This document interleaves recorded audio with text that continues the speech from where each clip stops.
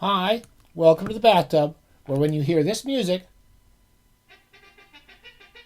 and you see these words on the whiteboard, pointless and meaningless, you know you're in for another episode of Pointless Adventures in Literature. Sometimes the adventures are pointless, sometimes they're meaningless, sometimes they're pointless and meaningless, but they're always pointless, meaningless, or both, and you can take that to the bank. That's one of the promises we make here at the show at the bathtub every week. It's brought to you by ACMA. You know the shadowy nebulous organization that lives in the shadows of our bright and shining society, and they're doing insidious things, but they support the show. Amazon and Washington Post can kiss my ass. It's a one of those acronyms that just kind of flies off the tongue like a SMERSH. That's what I keep thinking of as SMERSH.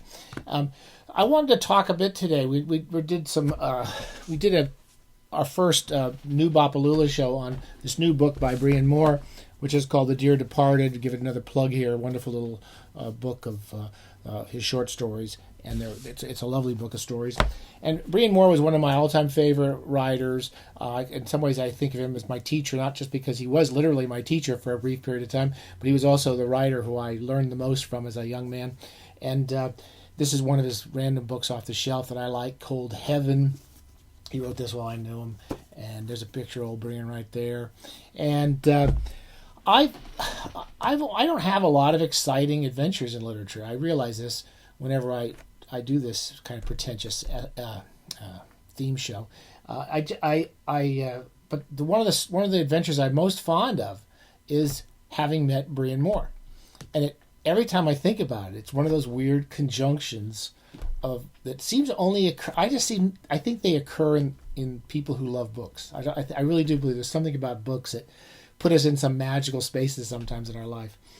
And I'll try to explain why. I've probably told this story on the bathtub. I don't even remember. I tell the story so often in so many different places, and I don't even know anybody, so that's weird. I must be telling myself this story most of the time. But I've told it so many times, I can't remember when I've told it. But I'll tell it again anyway, just as a memorial to Brian's new book coming out. When I was, the first time, I didn't know Brian Moore. Somehow Brian Moore was in my life before I even knew it. It's one of the novelists I just most love.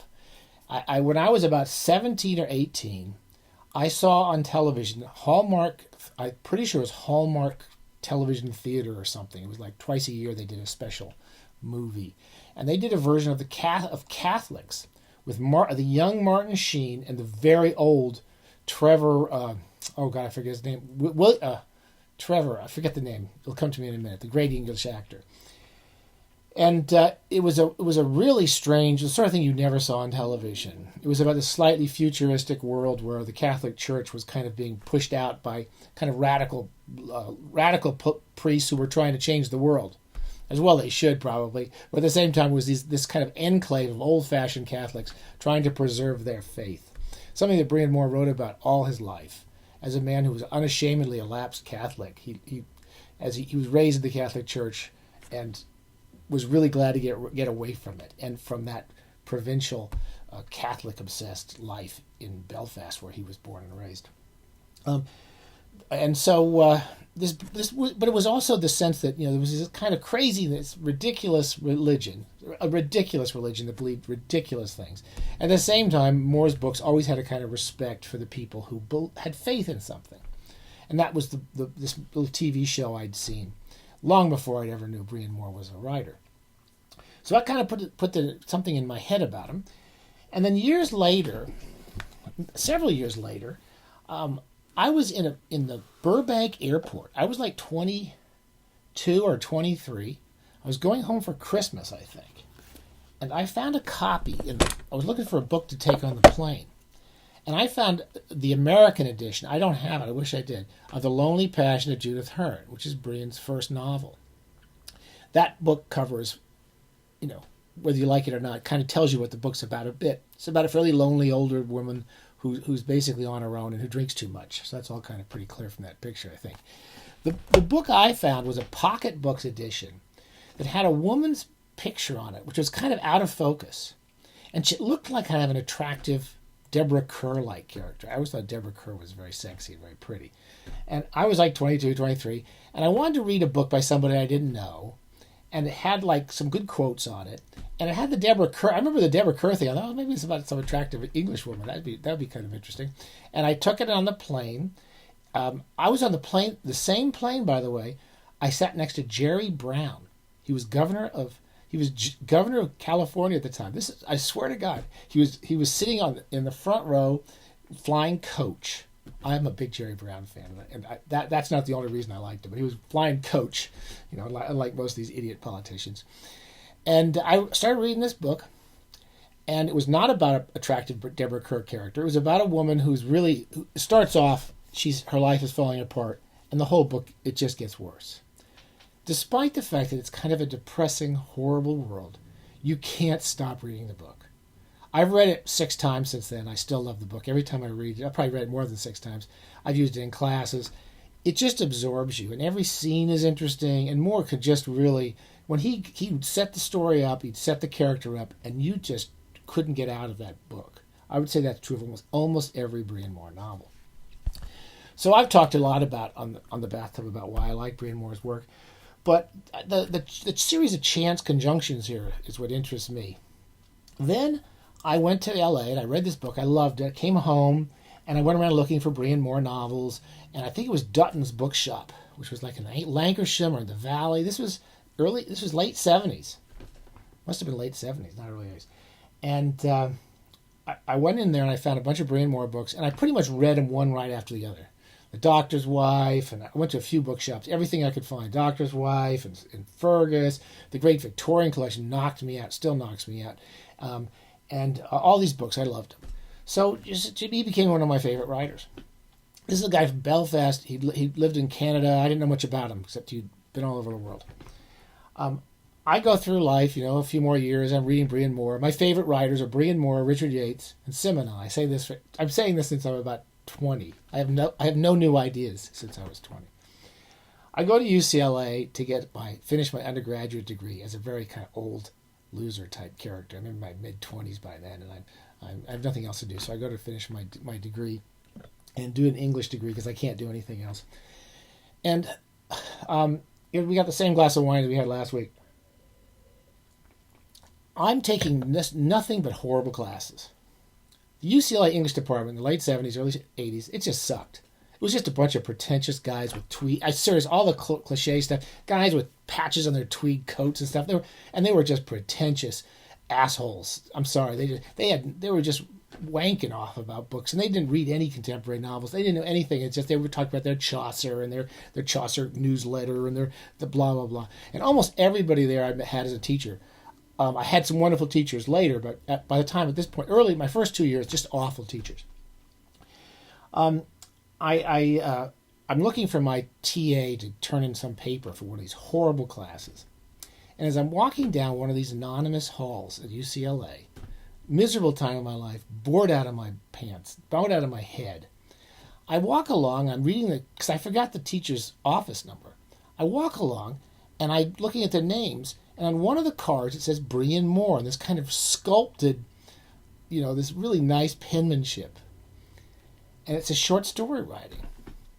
And it was one of those weird things, at UCLA, someone from Ireland he was a Canadian citizen, a great internationally known writer, and I walk around looking for my TA, and I see his card. And I start saying to people, as I get so excited, I was very excitable then too. People start walking by me, like teachers and professors, the useless group of people who used to teach at UCLA, coming back and forth, and I'm saying to them, "Is this the Brian Moore?" I said Brian Moore. Is this the Brian Moore who wrote Judith Hearn? Is this the Brian Moore who wrote Catholics? And I tell you, all these people who teach in literature, they're going, "I've never heard. I don't know who he is." No one knew who the fuck he was. And I was sitting there going, well, maybe it's not really him. Finally, across the hall, the only professor who I really liked in my first 2 years at UCLA was Mr. Gullins. Mr. Gullins was a lovely man. I was told, I don't know if this is true, I was told he was a bit of a partier. He must have been in his 70s or 60s or 70s. Really sweet man. He used to teach Shakespeare. And he obviously taught the Shakespeare stuff. the same place for years. He would go through the notes, but it was actually interesting, and he told you what Shakespeare was actually talking about in the plays, and he didn't just yap all this bullshit.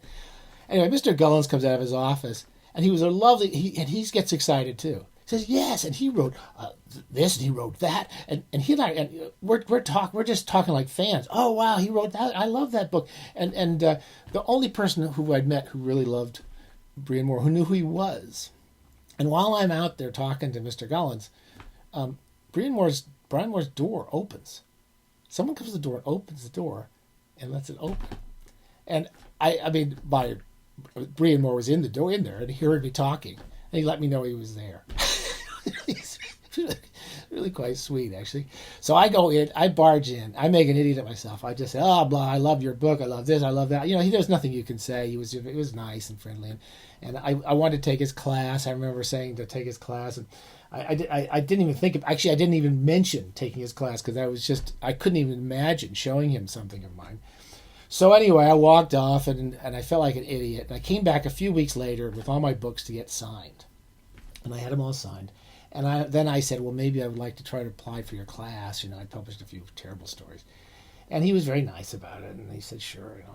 So I got the guts up to turn in a story to him. And I think I was a horrible writer then. I think I wrote one good story at this time. And I didn't show it to him. I showed him some horrible stuff. And he finally wrote me back. He called me or sent me a note and said, the class is full. But I think he was telling me piss off because the story was terrible.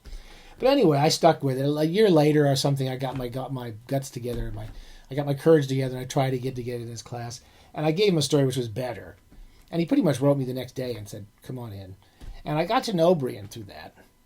But the idea, and I became pretty good friends with Brian for over the years, and it was him and his wife, Jean, used to have me out to the house, this really weird kid who had no social graces whatsoever, and they used to invite me out for nice dinners, and it was always fascinating to listen to them talk, and about their adventures, much more interesting adventures in literature than mine, and it was a great period, great opportunity in my life to know both Brian and Jean, purely through this weird. I mean, again, you're walking down a street and you run into your favorite writer in the world. I mean, it happens, I guess.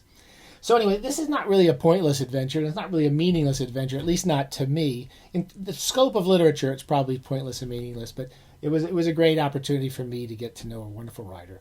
And I'll probably put a link to the piece I wrote. I did talk a bit about this in the past, a piece I wrote about Brian and Jean and their house out in Malibu that burned down, sadly, in one of these horrible fires we had about a year and a half ago now, maybe longer. Anyway, I miss Brian every day, and we miss Jean now that she's moved to New York, and we don't see her much. But I always go back to, again, this is a much more personal story. You can pass this one off and just skip past this, but don't skip these books. Definitely read Brian Moore, one of my favorite writers, and we'll try to have eventually go back to reading some of his books. We'll continue our series of reading William Trevor and Brian Moore's novels backwards chronologically. I don't know why we do that, but we'll continue doing that soon because I read both Moore and Trevor pretty regularly and reread them regularly as well. Happy bathing.